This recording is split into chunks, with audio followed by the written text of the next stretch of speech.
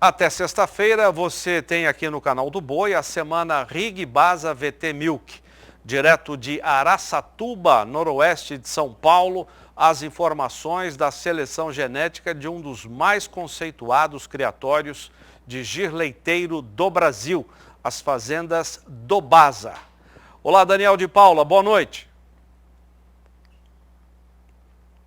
Zaidan, a você e a todos os que acompanham Mais Pecuária desta terça-feira, já começa a se fazer noite. Diria um amigo meu, narrador das antigas no rádio brasileiro, crepúsculo do dia desta terça-feira, mas ainda estamos apenas no segundo dia desta semana importante e a gente está discutindo bastante coisa técnica, científica, que valida tudo o que vai ser vendido no último dia, no sábado, a partir de 8 da noite, está marcado lá 8h30 e tal, mas eu já ficaria cativo ali no meu sofazinho, onde quer que eu esteja, com o meu dispositivo móvel ou com os meus correligionários espalhados pelo Brasil, a partir das 8 da noite do sábado, porque nós vamos ter um volume nunca visto antes de embriões, de uma qualidade genética indiscutível, de um criatório com mais de 5 décadas de seleção, dedicação, paixão, mas acima de tudo muita responsabilidade dentro desse processo de melhoramento genético. Fato esse que é a manchete da nossa intervenção agora aqui no Mais Pecuária, de novo aqui na vitrine tecnológica em Araçatuba, na casa do Fernando Garcia, na casa da ciência, na casa do resultado encontrado em pesquisas e difundido para o Brasil inteiro, como nessa prestação de serviço que a gente está fazendo aqui. E ele tem tanta moral, mas ele tem tanta moral que ele conseguiu tirar lá de Juiz de Fora, Coronel Pacheco, um time da Embrapa Gado de Leite, né, que é quem valida todo esse processo de trabalho de todos os dias no campo de quem trabalha com esse heroísmo chamado pecuária de leite. Estou aqui com o Marcos Vinícius também, que já veio para cá se juntar ao nosso time e continuamos aqui com a agradabilíssima e importante presença do professor Fábio Toral, da Universidade Federal de Minas Gerais. E Fernando, não é qualquer um que consegue movimentar essas peças. Bom, primeiro você trouxe o Evandro para cá, né, que já está com alguma... está delegando a distância, está disparando a distância, igual um videogame, né, e controlando toda essa excelência na seleção das fazendas do Basa e de tudo que ele faz, inclusive a presidência da ABCGIL. Aí depois vieram um monte, a doutora Lília já participou, a doutora Flávia, cada um com seus compromissos, está aqui o Reuel também, o nosso decano está aqui, emprestou, foi um dos que nós mais exploramos aqui, com toda razão, né, que é o Rodolfo, que participou e vai continuar com a gente, enfim. Eu acho que se a gente pensar no final das contas, que é o sábado à noite, o leilão, uma questão comercial, Fernando, a gente não pode dizer quanto vai custar, quanto vai valer, que não custa um animal como que ele vai vender um produto desse. Mas quanto vai valer, porque isso é o mercado quem vai ditar, e ele sempre foi muito transparente nisso. Agora, para chegar nesse valor, toda a chancela que nós estamos colocando essa semana toda aqui nessa participação, quanto não vale essa informação, Fernando? Boa tarde. Boa tarde, Daniel. Boa tarde, meus caríssimos colegas, Marcos Vinícius, Fábio.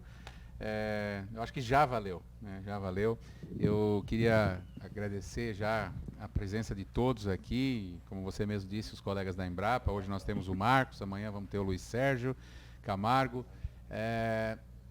Qual a ideia desse nosso encontro aqui, rapidamente, né? Para aqueles que ainda não nos viram e aqueles que chegaram agora, foi graças a essa visão muito futurística, muito de olhar para frente do senhor Evandro Guimarães, do Basa, foi de fazer essa semana que pudesse trazer a reunião das atividades que ele tem feito recentemente, que eram um pouco isoladas e desconectadas, para um formato, digamos, fácil de entender, onde a gente pudesse aqui debater com os colegas e trazer essa informação, criando uma memória, criando uma tradição, que é essa semana Basa VT Milk. O projeto VT Milk aqui em Araçatuba é uma iniciativa que começou meio que visando, com a ideia de formar um local onde a tecnologia pudesse ser mostrada, tipo ver para crer, e esse aqui é o primeiro evento que a gente está fazendo, e eu espero que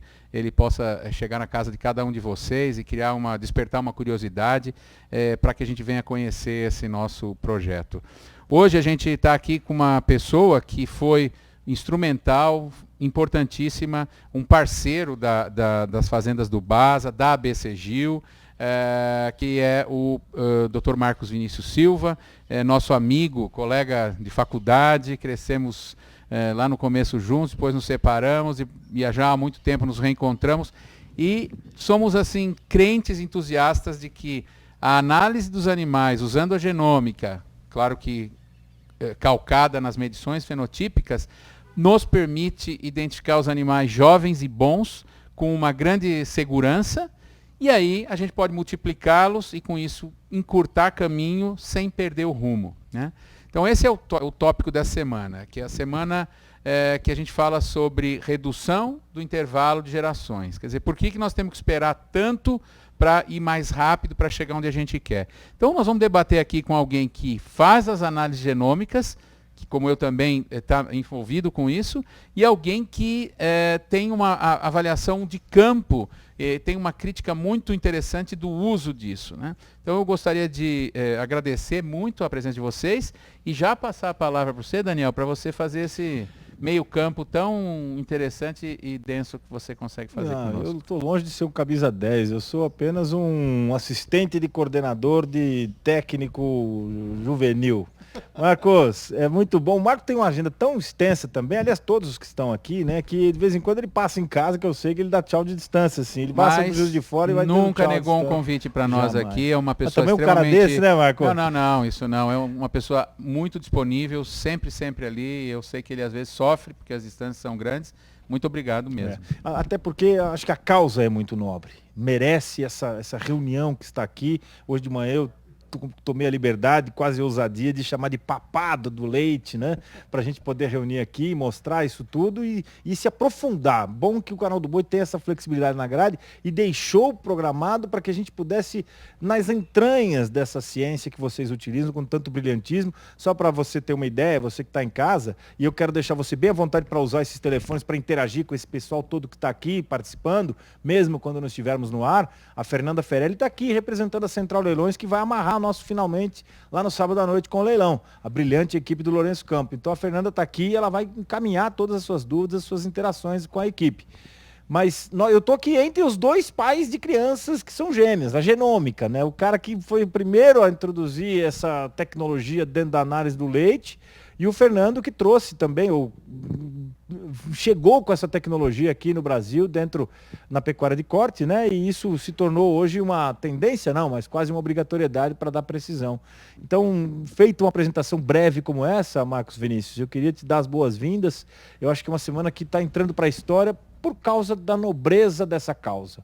Não é apenas essas joias que estão aqui que o seu Evandro está abrindo mão. E quando ele decidiu fazer um negócio pensando no mercado, ele não mediu esforços para colocar tecnologia. E esse trabalho que vocês fazem, que você faz especificamente, tem uma parcela de culpa, entre aspas, nesse tesouro todo que ele está montando aí, né? Boa tarde.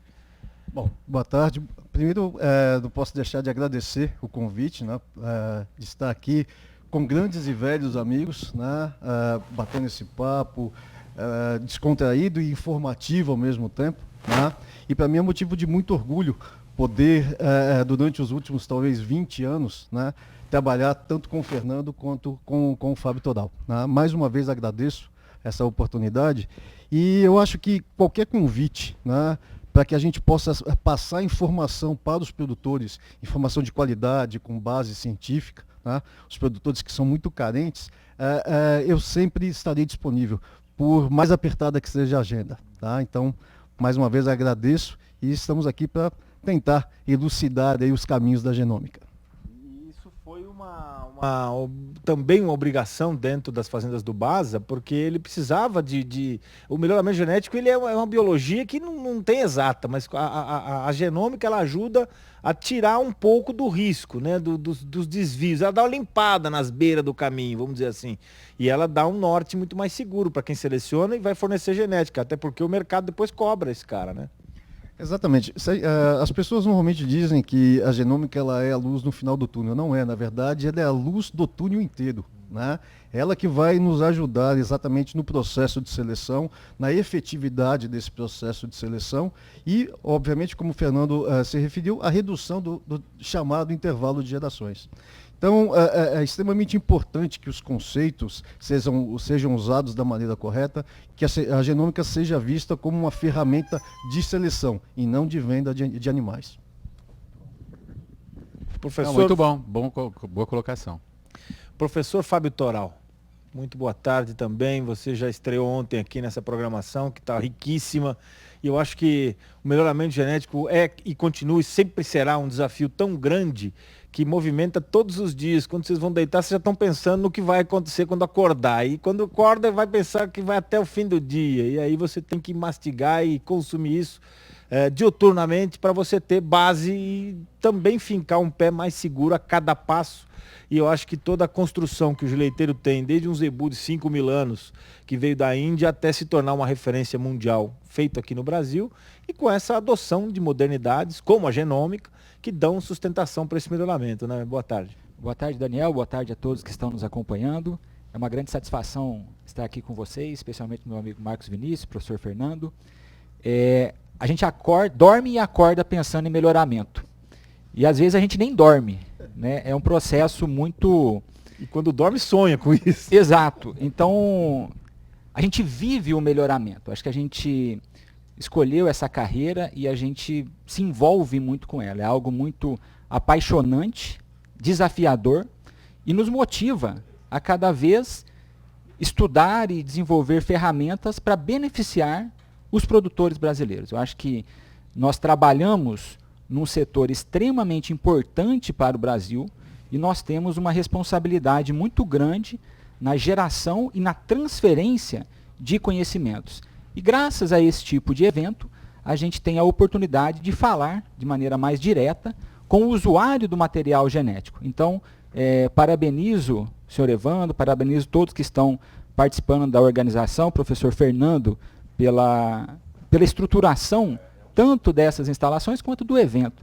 Eu acho que, a gente estava falando anteriormente, esse formato nos aproxima muito mais dos usuários e acaba sendo muito mais efetivo na transferência de conhecimento e também na geração de dúvidas, que movimenta, né, Marcos, que nos motiva a acordar mais cedo e continuar pesquisando algo que pode beneficiar a sociedade brasileira.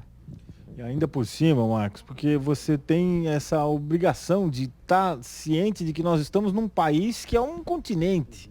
Então, quer dizer, dentro dessa atividade leiteira, que eu reputo um heroísmo maior do que o próprio herói que já é o produtor rural, por causa de tantos desafios e tantas exigências, você precisa estar ligado nas informações que você precisa se abastecer para devolver mastigado em soluções, que é a chamada informação que o produtor, você bem disse, está ainda carente. Nós estamos fazendo aqui um pequeno papel, né, Fernando? Se a gente for pensar bem, o dia dele tem 24 horas, nós estamos 3 no ar todo dia aqui nessa semana e depois a gente vai programar outros eventos, porque realmente a informação é um insumo. Então você tem que estar ligado todos os dias no que vem para você transformar em solução para as pessoas, né? Não, eu queria... talvez não a título de apresentação, mas já para dar um encaminhamento, né? O Marcos Vinícius, junto com outros colegas da Embrapa, o Paneto e um grupo que você pode até nominar, eles, junto com o seu Evandro, eu acho que você pode contar essa história para nós, claro que a ABC Gil, deram aquele pontapé inicial em 2018. Eu lembro que teve o famoso, a gente conversou sobre isso, né? Estava começando os 1.000 animais genotipados, que foi o começo desse negócio, né? E hoje são 30.000 animais nesse banco, quer dizer, em 3, 4 anos isso deu esse salto. No que o senhor Evandro sempre diz, né, esse tesouro brasileiro, essa joia, que é o GIR, que está sendo procurado e tal. Então, conta para nós um pouco, talvez, do programa de seleção genômica e como que a gente está hoje, né? Onde a gente está hoje. E como isso pode ser, se é que pode ser, a garantia para você acelerar ou reduzir o intervalo de gerações, né? Como que você vê isso? Bom, Fernando, obrigado pela oportunidade de poder contar um pouquinho da história da genômica no Brasil. Na verdade, a Embrapa Gado de Leite começou um projeto em 2010, né, e por 6 ou 7 anos, a própria Embrapa pagava as genotipagens para que a gente desse início a todo o processo de seleção genômica.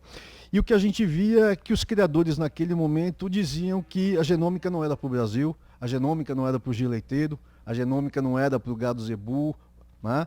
E em 2018, o Dr. Evandro simplesmente assumiu né, para ele a importância da genômica, ou da importância que esse trabalho teria dentro da seleção do GIR leiteiro.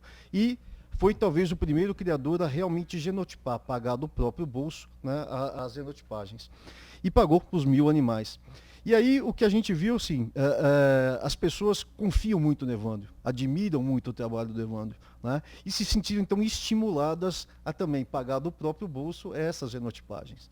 Então eu posso dizer que talvez o Evandro, sem a presença do Evandro, ou sem essa visão de futuro do Evandro, talvez a genômica tivesse passos mais atrás do que está hoje. Sim, sim. Eu lembro daquela reunião, vocês estavam andando para lá e para cá, dentro do Parque Fernando Costa, não foi isso? Sim, uma reunião da Messegil, e eu estava ali, de repente veio o Marcos Vinícius e o Fernando Garcia, pisando firme, olhando fixo ali na sede da BCGil, passaram em frente ao estudo, eu falei, ih, alguma coisa vai acontecer, deu nisso, né? Quer dizer, é um pioneirismo que realmente inspira, e ele hoje falou aqui pra gente, alto e bom som, um cara muito transparente no que ele faz, no que ele se propõe a entregar, o Marcos. A falta de políticas públicas não atrapalha a iniciativa privada e centros de pesquisa que também dependem de uma série de burocracias para fazer a coisa funcionar, tanto que o Brasil já virou referência, né? Exato. A gente tem que ver que o pesquisador brasileiro é muito criativo, e mesmo na ausência de recursos e de fundos para se desenvolver a pesquisa, a gente recorre à iniciativa privada, à troca, né, de insumos entre colegas para que a gente possa, então, conseguir desenvolver algum tipo de trabalho. Tá? Então, assim, eu acho o pesquisador brasileiro extremamente criativo e uma pessoa muito séria naquilo que faz. Né? Normalmente as pessoas têm a mania de só exaltar os pesquisadores estrangeiros, mas os pesquisadores brasileiros são muito bons. Né? Eles vêm muito de fora para buscar aqui conhecimento também, né? Exato, principalmente na questão da agricultura e da pecuária tropical. Né? Hoje o Brasil, ele sem dúvida nenhuma, em termos de pecuária tropical e desenvolvimento de programas de melhoramento para gado tropical, é a referência no mundo. Né? Basta você ver, recentemente, que esse programa de genômica no GIR leiteiro deu tão certo, né, que agora a própria Índia quer utilizar a experiência brasileira, as equações de predição brasileira, para selecionar os animais dele. Vou dar um exemplo. Né? Eu tenho certeza que o Fernando sabe vamos dizer, desse desejo dos indianos. Existem propostas, né, de avaliação genômica de mais de 50 mil animais indianos por ano, usando as equações de predição geradas no Brasil. Veja a capacidade do pesquisador brasileiro. Nós trouxemos o gado da Índia, melhoramos esse gado, desenvolvemos metodologias da fronteira do conhecimento e hoje a gente exporta animais, exporta embriões e exporta tecnologia para o país de origem. Então, o Midas, é que eu falei hoje, o Midas. Isso é muito interessante. Hoje a gente, em algum momento eu estava dizendo, né, que, guardadas as proporções, o GIR tem o potencial, tem a vocação de ser o holandês do trópico, né? Guardadas fazendo uma analogia muito grosseira, e o holandês hoje, puro, tem bancos de dados consolidados, principalmente nos Estados Unidos, na América do Norte, de onde países mandam as amostras, as informações de DNA, isso é rodado lá e sai uma predição. Quem é a minha vaca boa no Peru, quem é a minha vaca boa na Austrália ou em algum outro país, com base nesse Banco Central. Então, a gente está indo para esse caminho. Esse exemplo que você deu é exatamente o mesmo. Então, o Brasil assume um protagonismo de liderança, de líder nisso. Então, é muito bacana estar nisso e ressaltar. É muito fácil falar que o GIR é, de fato, essa joia ou esse produto muito brasileiro, né?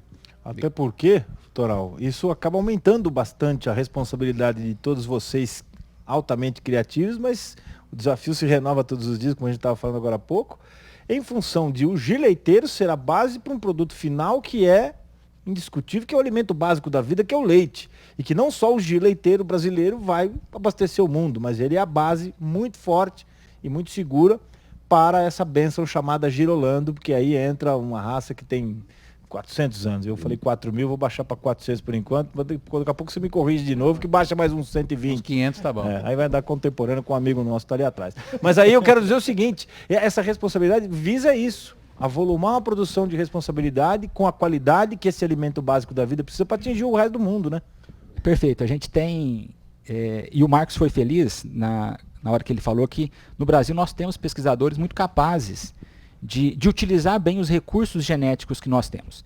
E nós podemos usar esses recursos por meio da seleção, que é a escolha dos indivíduos que serão os pais da próxima geração, e também pelos sistemas de acasalamento, onde o cruzamento é um dos sistemas mais utilizados e que permite, né, juntar aquilo que tem de bom no gado europeu com aquilo que tem de bom no zebu e entregar para o produtor final um material genético que é adaptado, que tem um potencial de produção muito grande e que é a base para a produção de leite no Brasil.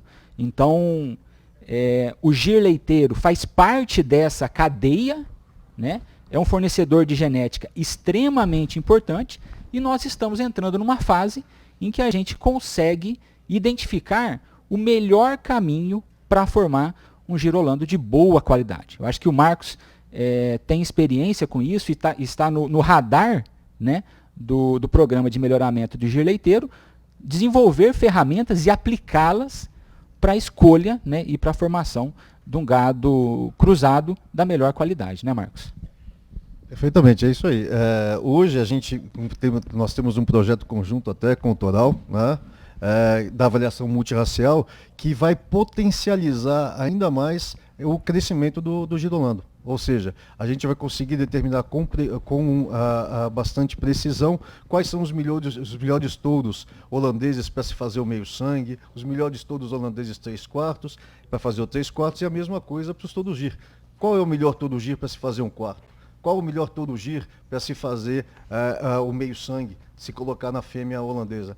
Então, a pesquisa ela não para, né? Hoje nós estamos aí passando pelo processo da genômica, mas já está no radar de todos nós, né, as próximas ferramentas, ou a construção das próximas ferramentas. E eu queria complementar uma coisa que o Marcos falou, que o gir leiteiro saiu na frente de várias outras raças, quando no delineamento do teste de progênie, pensou-se na mensuração de filhas mestiças desses touros.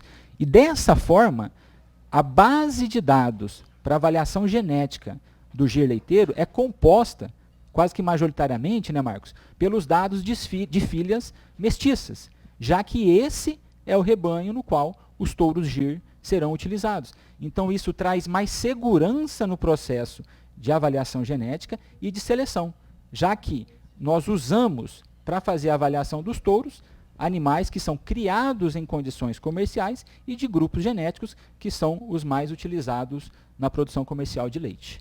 É só validação, né? Não tem passo para trás, isso que é bom.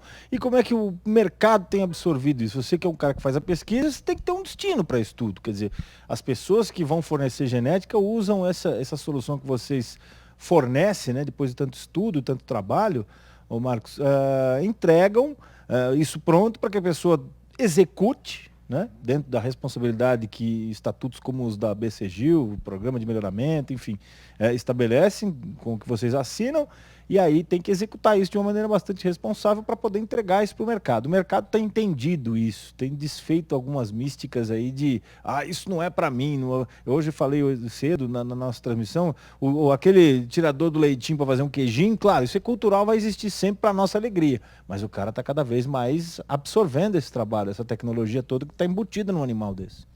Não tem a menor dúvida, né? É como o Fernando falou, nós saímos aí em 2018 de talvez 3.500 animais, e em 3 anos nós chegamos a 30 mil. Né? E chegamos a 30 mil animais porque o criador, né, de gir leiteiro, ele viu que a ferramenta funciona. E é importante a gente caracterizar isso, quer dizer, a seleção genômica ela é uma ferramenta. E toda ferramenta, mesmo que você vai comprar, por exemplo, uma furadeira, né, você tem um manual de instrução. Então a genômica, sendo uma ferramenta, tem que ter uma instrução, o manual de instruções, para que ela seja usada da forma mais efetiva, mais correta e mais precisa. E eu acho que quando a gente começa aqui a discutir toda essa questão envolvendo a redução do intervalo de geração, é uma maneira de mostrar como essa ferramenta funciona e como ela pode ser aplicada. A aceitação hoje por parte dos criadores, para mim, é enorme. Né? E o mais interessante é que a gente vê os criadores discutindo genômica, né? Discutindo a aplicação e não só a lactação do animal. Então a gente já partiu para um outro patamar né, da aceitação e uso efetivo da tecnologia. E como que por favor, pode. Não, Fernando. Não, eu ia dizer que reduzir o intervalo entre gerações, supondo ou considerando que a nova geração é melhor que a anterior, porque esse é o processo do melhoramento e não do pioramento, essa redução só é possível, e a gente discutiu isso ontem aqui, quando falamos de fazer embriões de animais pré-púberes ou púberes, ela só é possível se você tiver parâmetros muito claros. Eles não são 100%, porque a biologia também, a gente discutiu isso aqui, eles não são 100%, mas eles são o mais próximo disso que a gente pode hoje, e que a gente viu no holandês, que é um bom exemplo, talvez, para a gente seguir, que essa precisão, essa certeza foi aumentando à medida que o próprio processo foi crescendo. Então, esse paralelo, nós vamos até trazer aqui um depoimento de um pessoal dos Estados Unidos, da ST Genetics, da Sex Technologies, falando um pouco como foi isso lá no holandês dos Estados Unidos. Não que a gente está seguindo os mesmos passos, porque há algumas particularidades, mas a gente criou uma luz, um sinal muito forte. E agora novos negócios surgem, essa semana surgem por causa disso. Então a seleção genômica é realmente o guia, né, o manual de instruções, é o caminho para esse melhoramento mais preciso e novos negócios, né? Eu tava aqui até distrair, rapaz, com esse pôr do sol aqui que é cinematográfico, virou uma atração e pintou ainda mais essas joias que estão aqui atrás.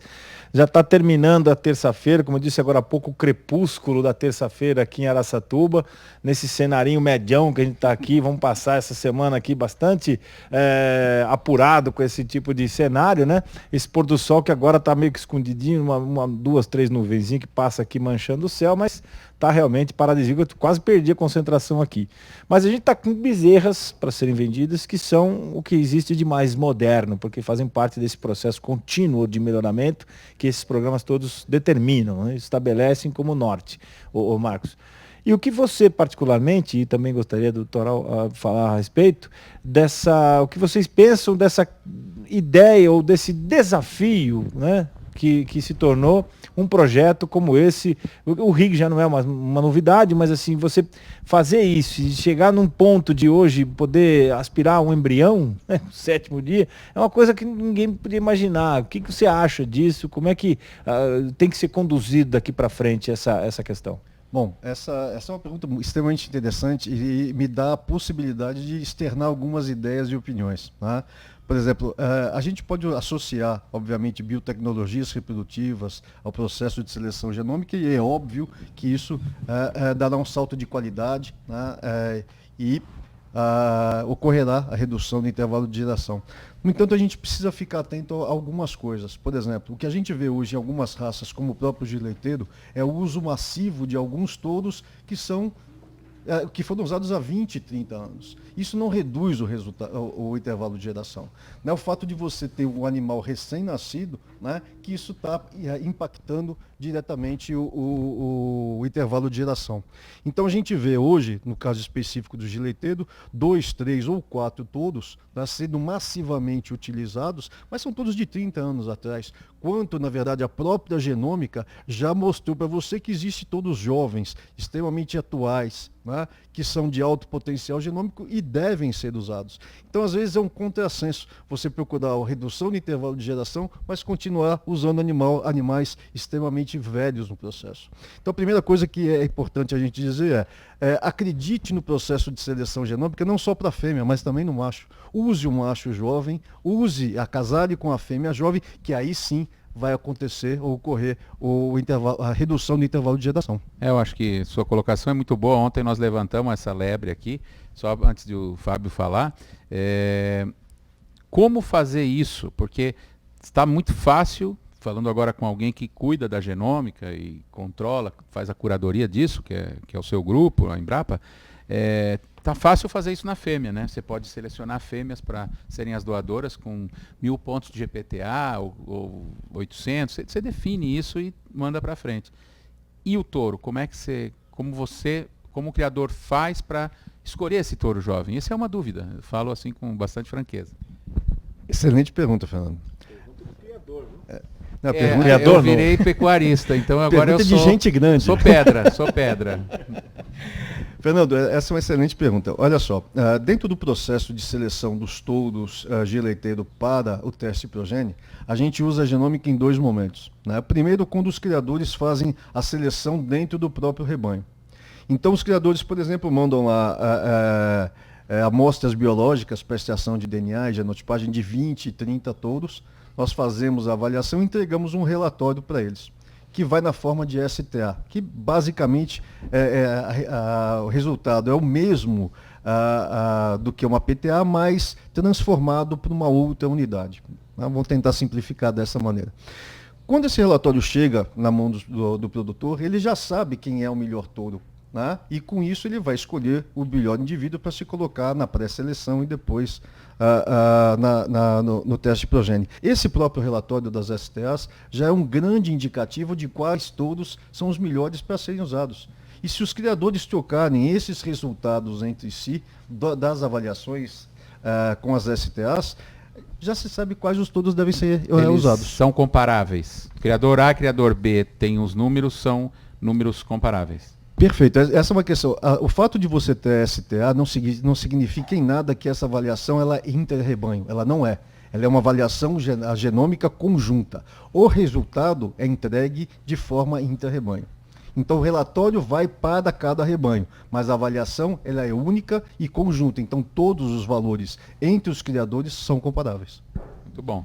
Eu acho que levantaram 2 bolas aqui. A primeira, das avaliações serem comparáveis. Isso foi um ganho muito alto, promovido, né, em conjunto da ABCGIL com a ABCZ, que juntou as 2 bases de dados e fez uma avaliação genética unificada. Isso trouxe a possibilidade de comparar os valores genéticos dos animais numa mesma base. Tem um impacto fantástico do ponto de vista técnico, né, Marcos? Porque agora a gente olha os resultados no sumário da ABCZ e no sumário da ABCG são os mesmos resultados. É a mesma base de dados, são o mesmo processo de avaliação genética e isso facilita a interpretação, além de melhorar a confiança do processo.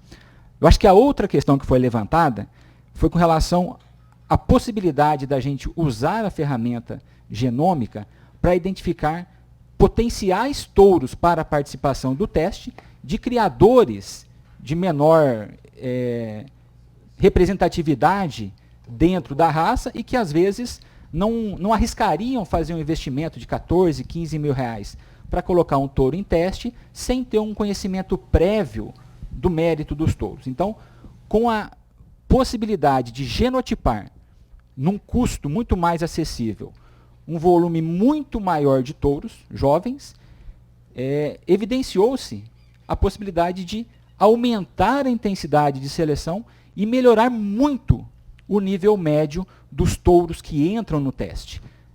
A gente tem visto, pelo menos nos 2 últimos anos, né, Marcos, os resultados da apresentação dos touros que vão para o pré-teste e um aumento expressivo da média de cada grupo. Então, o que acontece? A cada ano, um touro médio do teste de progênie é melhor que um touro médio do teste anterior. Isso dá uma segurança para a utilização de touros jovens que talvez a gente nunca tinha experimentado numa raça zebuína, né, Marcos? Olha, acho que os pontos que você tocou são perfeitos. Quando a gente fala de intervalo de geração, de redução desse intervalo de geração, a gente está falando em aumento de ganho genético. E quando a gente fala em aumento da pressão de seleção, de intensidade de seleção, a gente está melhorando mais essa razão e aumentando o ganho genético. Então é exatamente isso. Quer dizer, quando você usa a genômica, você pode agir não só na redução do intervalo de geração, mas também no aumento da intensidade de seleção. É você testar um número muito maior de todos e cada vez mais pegar um número talvez menor, né? Em que você consiga obter um maior ganho. Então, eu concordo inteiramente com o que você falou. E gostaria até de reforçar o que você disse. Talvez o grande ganho hoje na raça tenha sido a unificação do sumário. O fato de os criadores terem um único número para fazer um processo de seleção. Porque o que acontecia antes era você ter 2 ou 3 números diferentes e você nunca sabia qual efetivamente era o número verdadeiro. Agora você tem um só. E isso facilita todo o processo. Mas você disse que havia dois métodos, um o STA e o outro. Acho que aí a gente te cortou. A gente tinha o STA, que é a informação que chega para o criador, e com base nessa, você dá o tiro certeiro naquele animal que provavelmente vai ter o melhor desempenho na pré-seleção, e depois, entre os indivíduos da pré-seleção, você passa a escolher os melhores que vão entrar no teste progênie. E nesse segundo caso, do teste progênie, você passa a ter a própria PTA genômica. Lembrando que o STA é uma forma de você entregar essa PTA genômica numa outra unidade. Então, a comparação é a mesma, o uso dos valores é o mesmo, só a unidade é que é um pouco diferente. Isso tudo valida muito o mercado, né? Porque a valorização desse processo todo no produto final que vai ser absorvido pelo produtor de leite, dessa genética tão estudada e tão validada, é uma questão muito importante, porque se você não tiver o finalmente, né, o escoamento disso não tiver, ninguém vai voltar a buscar essa tecnologia. Então isso está movimentando essa roda gigante, né, Marcos?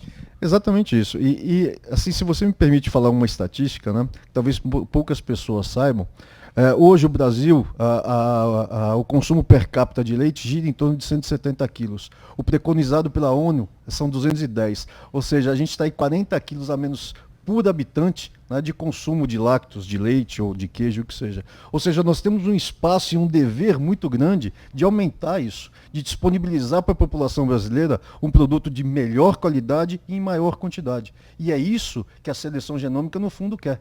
Tá? Eu costumo dizer para os alunos, entre eles um ex-aluno meu aqui do lado, que seja qual for a espécie doméstica, todos eles querem somente trabalhar com uma característica, ou aumentar uma característica. Você fala, mas gado de corte, galinha, porco, peixe, são a mesma característica? E qual é essa característica? O lucro. Todo o processo de melhoramento visa melhoramento de uma única característica, que é o lucro. Só que esse lucro pode ser medido com leite, pode ser medido com carne, né, pode ser medido com ovos. E esse é o papel do melhorista, entregar para a sociedade mais produtos e de melhor qualidade. E como o lucro na pecuária leiteira é algo bastante complexo e é determinado por uma série de características, a gente sempre discute a importância de medir mais características que são economicamente importantes. A gente percebe que hoje grande parte da seleção no gir leiteiro é focada em produção de leite, mas a gente já sabe de iniciativas para medir características de qualidade, medir características reprodutivas e medir características, por exemplo, relacionadas com longevidade da vaca, que são indicadores de lucro muito importantes e que, assim que conseguir, né, que conseguir montar uma base de dados consistente, serão objetos de avaliação genética e vão auxiliar na identificação dos animais que dão mais lucro. Essa é a palavra que a gente busca no melhoramento genético. E quanto mais características economicamente importantes forem medidas nas fazendas comerciais e chegarem até os programas de melhoramento, mais o melhoramento vai se aproximar da sua missão de aumentar o lucro do produtor. Então a gente não pode, em um programa de melhoramento, esquecer de falar da importância de medir características que são economicamente importantes. E ainda utilizar bem isso, né? Até porque, né, Marcos, o leite é o único produto que você entrega sem saber se vai ter ou não lucro, né? Esse é um desafio talvez dos maiores. E dentro desse contexto todo, ainda tem todo o controle sanitário de um rebanho. Hoje nós discutimos aqui amplamente com os especialistas que já estão participando dessa semana. A doutora Lília está aqui também, o Reuel está aqui também, o Rodolfo participou. Tem esse cuidado que talvez seja maior do que em qualquer outra atividade, mais até do que a dança da chuva que muito agricultor tem que fazer no período em que tem que florescer as lavouras. E ainda por cima, o produto final ainda tem uma série de outros controles que é o que vai pagar a conta, se é que vai pagar. Somáticas, gordura, enfim, toda aquela série de características que tem que estar presente no produto final. Quer dizer, olha que complexa a cadeia. Olha, e a complexidade, ela pode ser até medida de outras maneiras. Por exemplo, quando a gente fala de um processo de seleção, né, e aqui a gente está falando do leite, obviamente que a gente aumenta a produção média dos indivíduos. E a gente pode ver que desde que o programa de melhoramento do giro leiteiro foi iniciado em 1993, houve o ganho genético e nós aumentamos a produção de leite. Mas uma coisa que as pessoas não param para pensar, e agora em tempo de COP26 a gente pode dizer isso, é que à medida que você melhora a produção de leite do animal, é porque esse animal está mais eficiente. E nós fizemos um trabalho há 2 anos atrás com o giro leiteiro e o girolando e vimos que nos últimos anos nós aumentamos 60% da produção de leite e reduzimos em 59% a intensidade de emissão de gases do efeito estufa. Ou seja, o fato de se fazer um melhoramento e de se aumentar a produção de leite, ainda você causa um efeito benéfico da redução da intensidade de emissão de gases do efeito estufa. Ou seja, nós estamos falando de um animal eficiente e ainda o quê? Um animal que contribui com ao meio ambiente. Quer dizer, sustentabilidade econômica, ok, sustentabilidade ambiental mais ainda, viu? ONGs pelas Irlandas da vida, pelas Escócias da vida, não posso falar da Escócia que é a terra dele ali, mas a verdade é que essa responsabilidade o produtor brasileiro tem porque ele absorve muito o trabalho de vocês, né, Fernando? Quer dizer, sem isso ele também não teria essa segurança, né? A gente tem discutido aqui, Marcos, você deve ter esses números bem claros na cabeça, 2/3 da produção de leite vem de animais, de sistemas não pequenos e médios, né? E esses pequenos e médios devem usar alguma coisa parecida com o girolando, né? Não sei se você concorda com essa afirmação. E aí, fazer alguma coisa que produza 6 litros por dia, ou fazer alguma coisa que produza 16 litros por dia, com o mesmo tratamento, no mesmo ambiente, é algo revolucionário, se você multiplicar. Então a questão toda nossa, e quando se fala de reduzir intervalo entre gerações, aumentar o pool de indivíduos geneticamente superiores para poder suprir essa cadeia, como aconteceu no Nelore, por exemplo, no nosso tempo de raspar a cocheira lá na Faculdade de Medicina Veterinária e Zootecnia da USP, como estudantes, o que era um touro, né? Touro era aquele animal bibelô que veio da Índia, os seus descendentes próximos, ou era o boi de boiada? O que é touro hoje? É um animal que vem com uma ficha um manual de instruções, muitas informações. Nós discutimos no almoço já muito uniforme. Você erra pouco, né? Ao comprar um touro Nelore, estou falando da raça Nelore. E o GIR está ainda dando essas primeiras caminhadas. A gente vê que a Embrapa, com a BCGIL, nesse programa de melhoramento que começou já tem 36 anos, hoje ela está trabalhando com volume de leite e intervalo entre partos, né? São 2 características. Eu te ponho a pergunta, né? O que vai acontecer? What next? Qual é a próxima? Bom, a gente já está trabalhando tanto no GIR como no girolando com novas características. O Toral falou muito bem, né? Não existe melhoramento eficiente se a gente não pensar num todo, né? A gente precisa pensar em vacas mais longevas, animais que tenham bons úberes, que possam sustentar boas produções. Então, o que nós hoje estamos trabalhando especificamente no giro leiteiro são, primeiro, as características lineares, principalmente aquelas ligadas a pernas e pés, né, a úbere, principalmente úbere posterior, largura e altura. Uma outra característica que a gente também deve lançar o ano que vem vai ser o desempenho das filhas dos touros de acordo com o nível tecnológico, o nível de manejo. Então você vai poder escolher aquele touro para ser usado no nível baixo ou alto, né, de alta tecnologia, que foi exatamente o que você se referiu, e isso eu acho que é muito importante, né? Você tem alguns touros que, sabidamente, as filhas criadas nos 2 ambientes, elas têm o mesmo desempenho, o desempenho semelhante, mas há touros que produzem filhas que sejam, vamos dizer, mais produtivas no ambiente de menor tecnologia ou de mais tecnologia. Então, a gente vai fornecer ao criador essa possibilidade, escolher o touro de acordo com o nível tecnológico dele. Muito bom.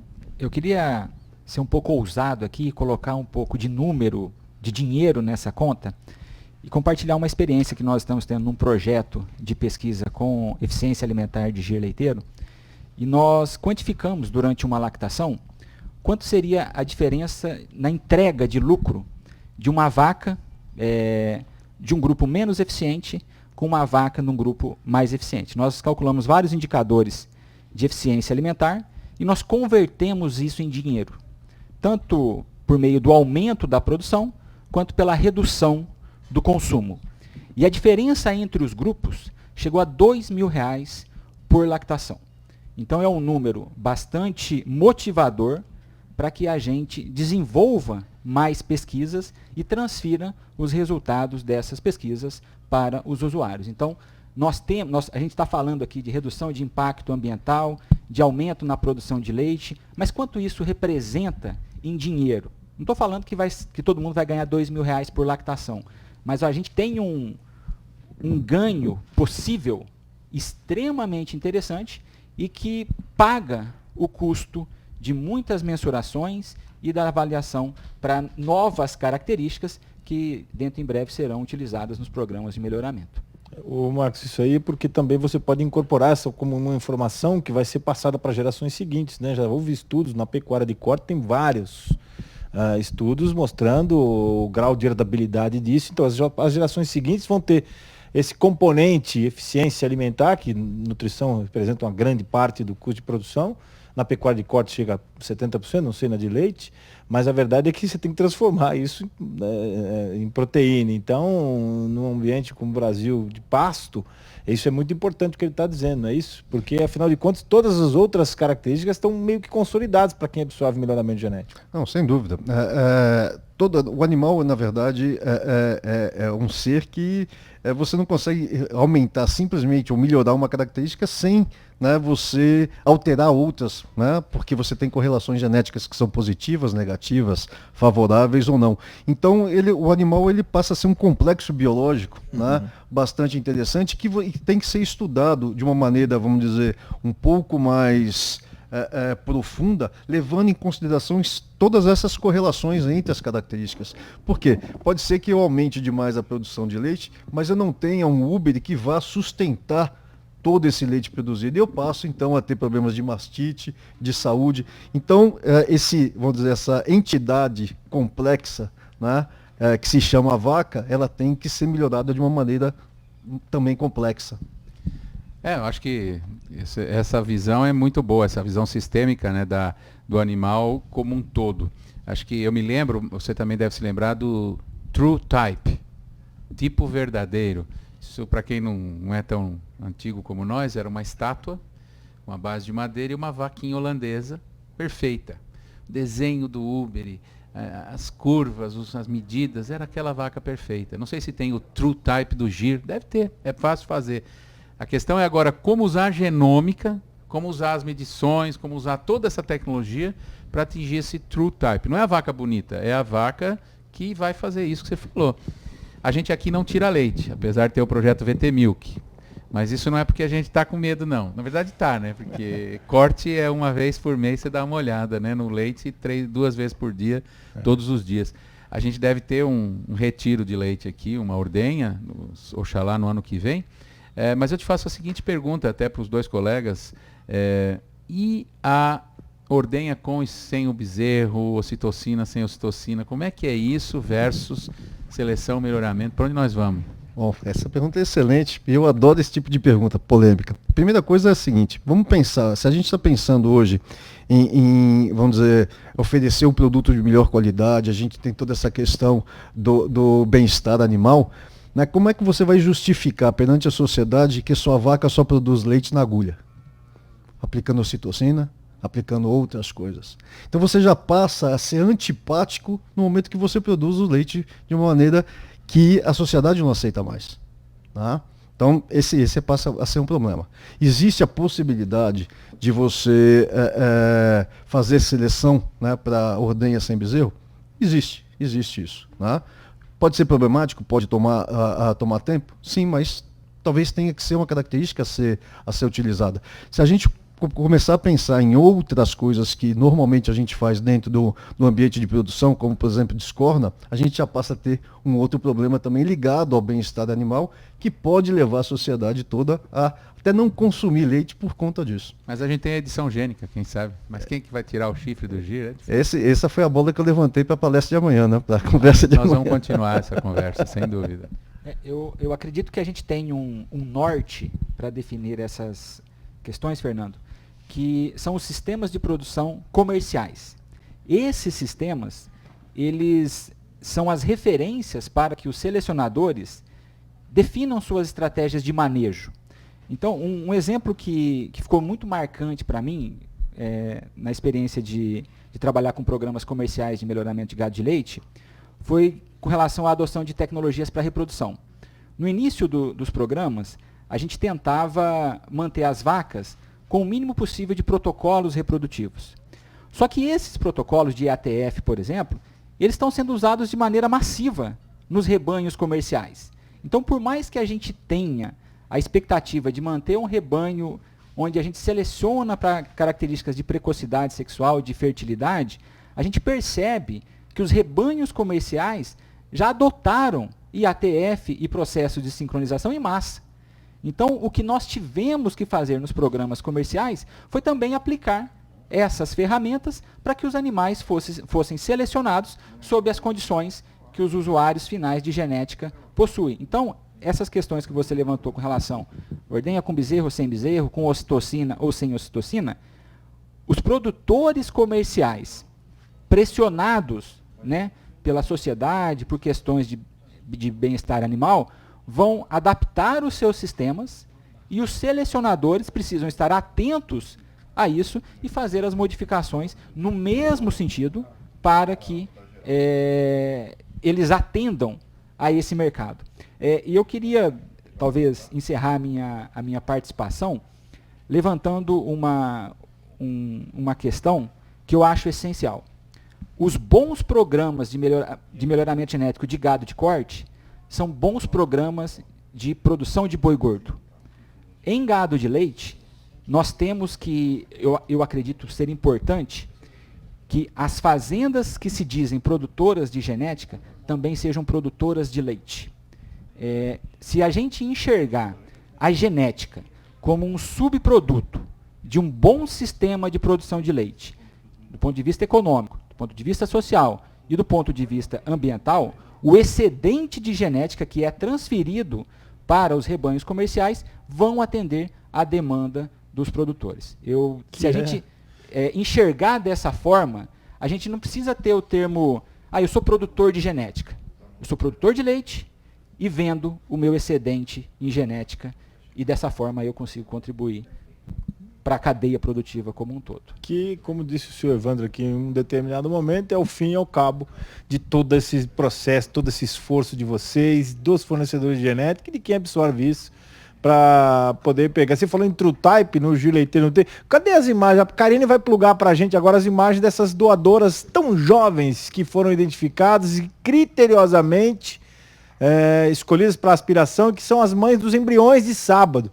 Às vezes ele tem alguma já que pode ser candidata a TrueType, por que não? Ela vai mostrar pra gente essas bezerras que são da geração Rig, né? Que o Evandro Guimarães batizou para poder criar uma perna comercial desse projeto. E essas bezerras que estão aí na sua tela são um pouco do que você tem, do que há de mais moderno dentro do Giro Leiteiro para fazer tudo isso que a gente está dizendo, né? Com todas as especificações, os manuais de instrução e com todas as capacidades que elas têm de produzir genética, produzir também mais giro leiteiro, produzir girolando, que é o que vai produzir o leite para o mundo inteiro. Então, isso daí é uma amostra pequena, mas bastante expressiva do que nós estamos falando aqui todos os dias e levando, desde ontem, na verdade, né, vamos levar até sexta-feira como um insumo para chancelar cada produto que você vai ter à disposição no leilãozaço de sábado, que vai fechar a nossa semana, uma semana histórica, eu repito, para o leite, para o Giro Leiteiro, para o Baza, para o Fernando, eu acho que para todos nós, claro, para o canal do Boi também, e a gente nesse momento agora, faltando 2 minutinhos aí para as 7 da noite, vamos fechar as cartilhas, né? Ô Zaidan, deixa eu te perguntar uma coisa, dá para graduar aqui numa semana como essa? Você acha que é exagero da minha parte? Desde ontem aqui eu estou absorvendo que eu já praticamente já coloquei mais uns 4 ou 5 gigas de informação aqui, nesta pequena mente que eu tenho, e eu vou levar isso para sempre. Eu acho que quem está em casa está ganhando muito com isso e não vai arredar o pé, porque amanhã às 7h20 a gente volta para o ar com esse nível de conteúdo que a gente se programou para poder fazer uma amostra, essa prestação, chamei de prestação do serviço, também não exagerei não, né? Nem um pouco. Porque afinal de contas você já viu balizando, e não precisa nem estudar para estar aqui, né? Quantos anos você estuda já, professor? Para a gente encerrar. Quantos anos já de estudo dentro dessa brincadeira nossa? Esses dias atrás eu estava revendo os meus cadernos do primeiro ano. Não amarelou ainda? Não, já está quase marrom. E uma das primeiras contas que eu fiz na minha vida era, um produtor tem 7 vacas, ele tira 3, quantas ele tem? Isso foi em 1986. Então tem aí, eu assumi esse como o marco inicial da minha carreira em melhoramento de gado de leite. Então tem aí já mais de 30 anos. E eu fui aluno do Marcos há mais de 15. O aluno então... é meio contemporâneo também, né, Marcos? Defenda-se, afinal de contas, nosso negócio de problema de idade aqui tá muito sério. Tem uma vidraça que tá levando tanta pedrada e a gente não tem... Essa descontração faz parte desse conteúdo todo. E esses 30 e poucos anos, mais uns 30 e poucos daqui, ou 40, mais uns 20 e poucos, 30... 38. Ele pode falar, nós já passamos dos 40, 50, né? Então nós podemos falar. Eu tô com 30 anos já de microfone, não cansei ainda, não aprendi nada ainda, tanto é que eu tô aqui falando bobagem. Falar em falar bobagens, nós vamos voltar a falar um pouquinho mais sobre isso, mas essa cátedra de hoje termina aqui, porque eu vou voltar ainda para falar do produto final, né? Do que nós vamos ter à venda no sábado à noite. Então, dentro do Na Batida do Martelo, eu vou usar os minutos que nós temos para trazer o Alexandre aqui para falar dessas meninas que apareceram aí, que são as mães dos embriões, meninas mesmo, são novilhotinhas, bezerras que foram escolhidas, né, selecionadas e criteriosamente determinadas pelas fazendas do Basa para serem as mães dos embriões que nós vamos ter à venda no sábado, junto com as bezerras que foram apresentadas e vão continuar sendo apresentadas até sexta-feira aqui. Só que a gente vai voltar mais tarde dentro do Na Batida do Martelo e agora eu vou sorver um pedacinho de um bifiancho A2A2. Já ouviu falar, Zaidan? Bifiancho A2A2. Ah, muito bom. Obrigado, viu, Daniel de Paula, sucesso para vocês, né? O leilão é sábado, mas durante a semana estamos com aulas atrás de aulas sobre a seleção do giro leiteiro. Obrigado, Daniel, um abraço a todos aí, amanhã tem mais.